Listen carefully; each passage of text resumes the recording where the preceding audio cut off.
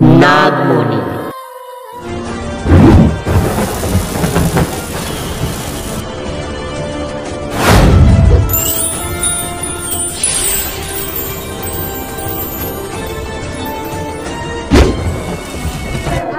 এবার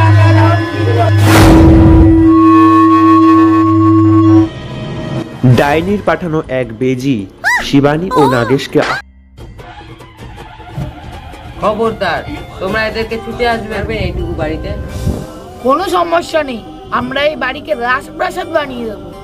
নাগমণির শক্তিতে কুঁড়েঘর পরিণত হয় এক রাজবাড়িতে।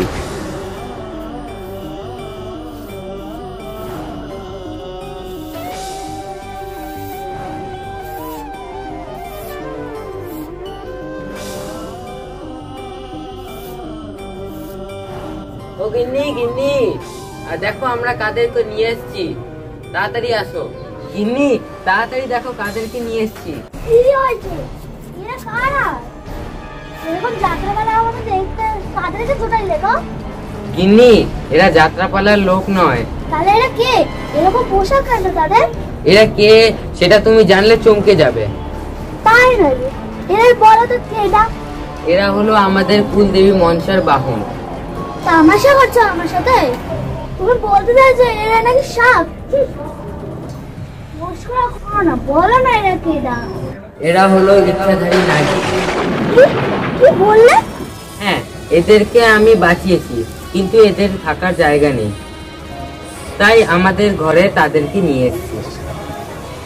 কিসব বলছো এসব? হ্যাঁ, ঠিক শুনেছো গিন্নি, প্রথমবারে আমিও বিশ্বাস করি। এরা ইচ্ছাধারী নাগিন সেটা এরা প্রমাণ করে দিয়েছে। এরা এদের জাদু শক্তি দিয়ে আমাদের কুঁড়ে ঘরকে রাজপ্রাসাদ বানিয়ে দিয়েছে।